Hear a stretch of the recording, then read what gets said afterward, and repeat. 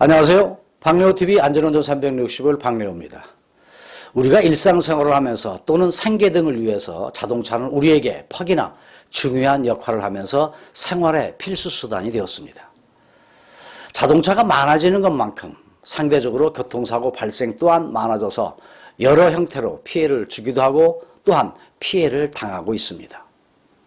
이 교통사고로 인한 피해자, 이런 경우는 자신의 잘못이 아닌 상대방의 잘못에 의해서 한순간에 발생되게 되는데 결국 그 결과는 교통사고로 부상을 당하거나 큰 피해는 사망에 이르기도 합니다.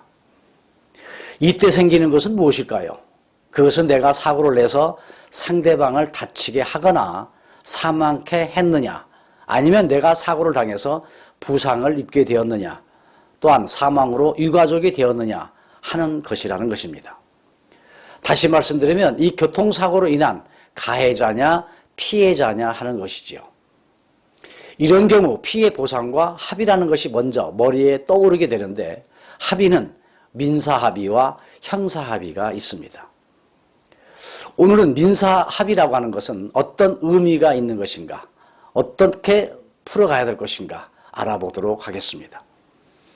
이 교통사고가 나게 되면 제일 우선시되고 결정되어야 하는 것이 가피해자의 구분입니다. 이 구분은 경찰에서 사고조사를 통해서 정해지게 되겠죠. 이때 경찰은 사고 당사자인 양측으로부터 사고 당시의 모든 상황에 대한 진술과 사고 현장의 상황이라든가 블랙박스에 찍힌 동영상을 비롯해서 또 사고 현장 주변에 설치되어 있는 CCTV라든가 목격자 등을 참고로 해서 결론을 내는, 즉 가해자 피해자를 구분하게 됩니다. 이때 운전자 입장에서 가피해자 구분에 대해서 승복하지 못하는 경우도 있습니다. 있을 수 있는 것이죠.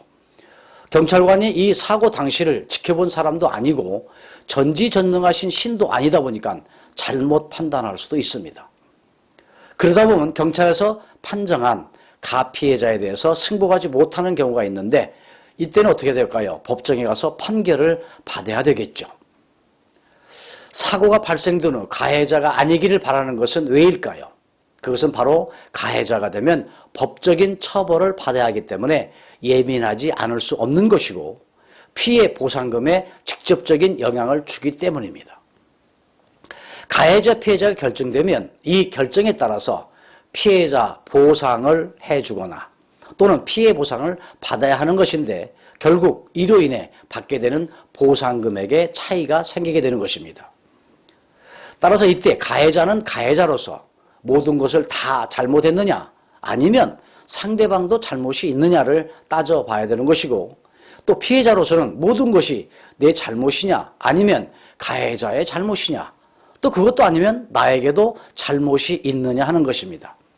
이것이 바로 과실 여부인 것이고 그 비율이 과실 비율이고 보상받아야 될 돈이 과실만큼 깎여지게 되는 과실 상계가 되는 것입니다. 이 교통사고의 피해자는요, 일반적으로 가해자가 가입한 보험회사로부터 피해를 본 만큼 보상을 돈으로 받는 민사적인 합의금을 받게 되는데 그 합의는 어떻게 해야 될까요? 이 보험회사는 약관을 들이밀면서 사고 경험이나 보상에 대해서 경험이 없는 피해자에게 간혹 적정한 피해 보상을 해주지 않고 있다는 것도 부정할 수만은 없는 것이고 또한 보상을 받는 입장에서는 주위 사람들이 얼마 더 받을 수 있다더라 또 누구는 얼마를 받았다더라 하는 막연한 이 얘기를 듣다 보니까 보험회사의 불신만 커지게 되고 또 나만 보상금을 적게 받는 것 아니냐 하면서 합의에 대한 분쟁으로 양측 다 손해로 이어가는 경우가 대단히 많습니다.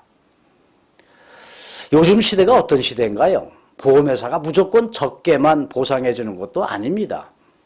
또한 피해자로서 무조건 또 버틴다고 보상금이 더 많아지는 것도 결코 아닙니다.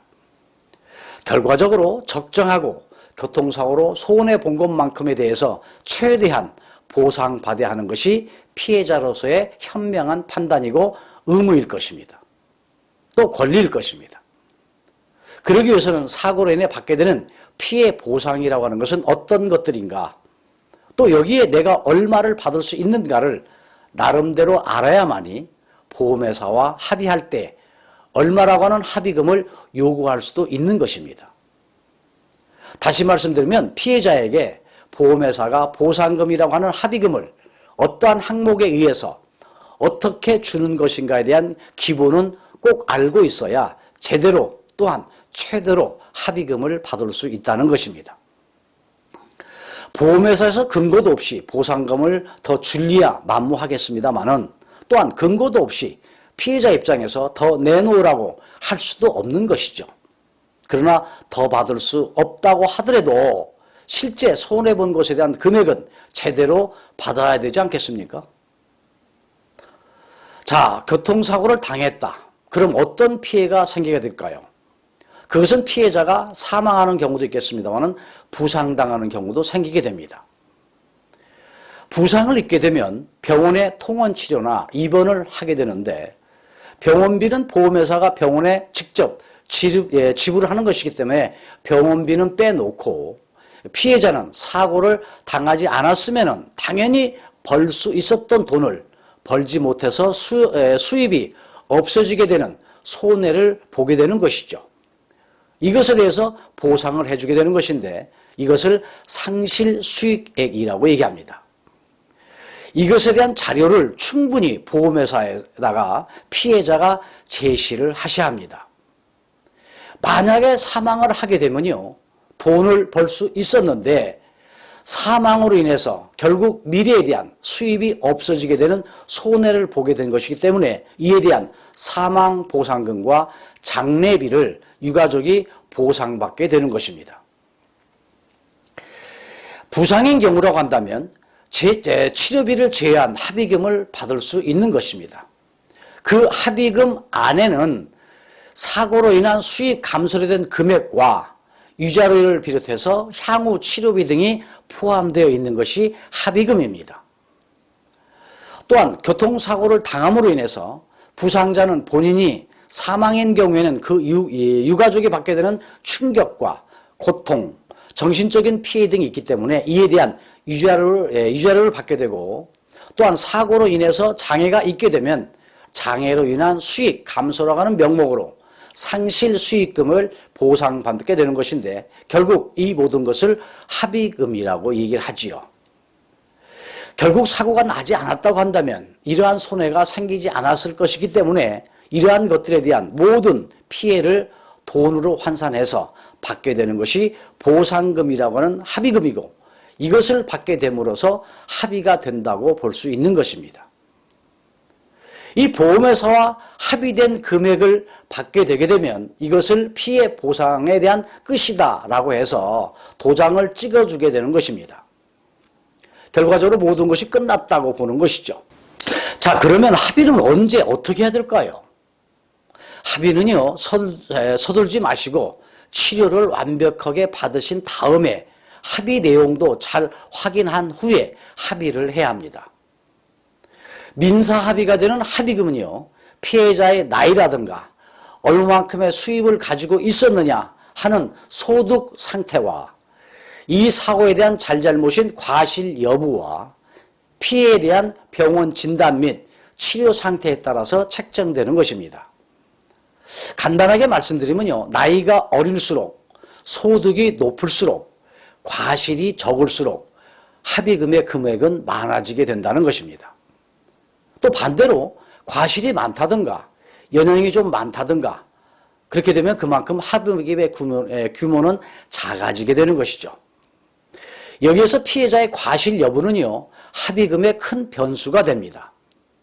따라서 합의금이 적다고 하기 이전에 특히 피해자 입장에서는 사고 경위와 사고 조사 때부터 정확하게 사고 내용을 잘 파악해 두는 것이 아주 중요한 것입니다.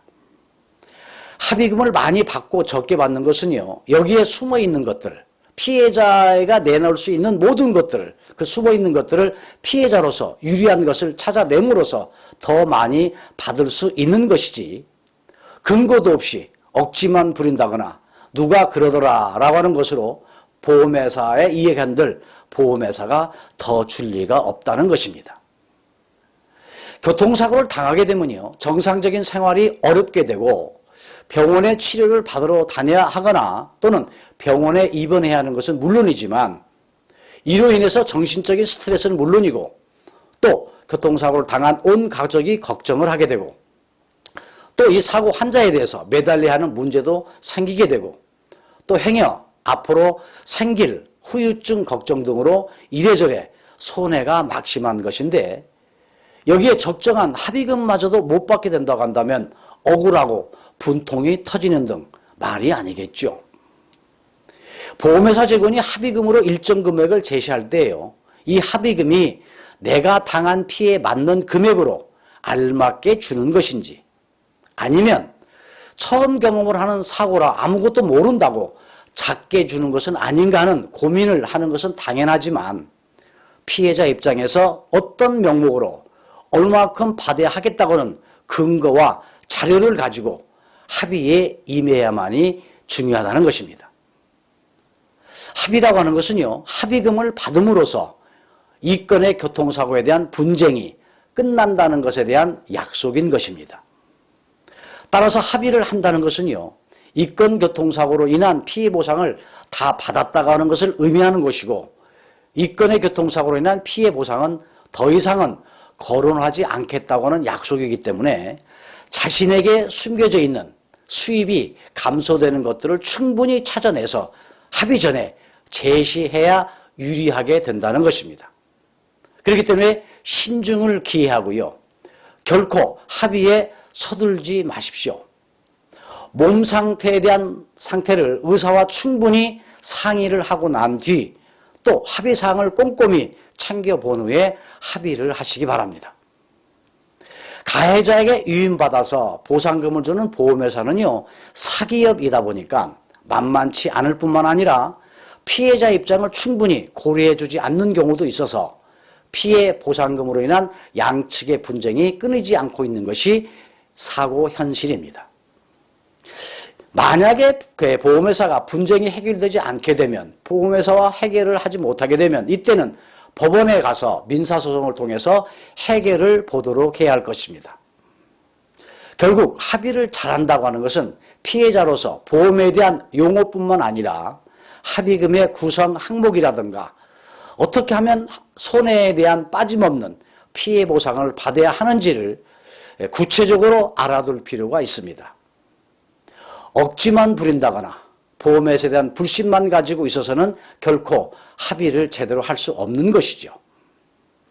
피해 보상과 합의 문제는요, 사고 내용에 따라서 피해 상황에 따라서 여러 함수가 포함되어 있습니다.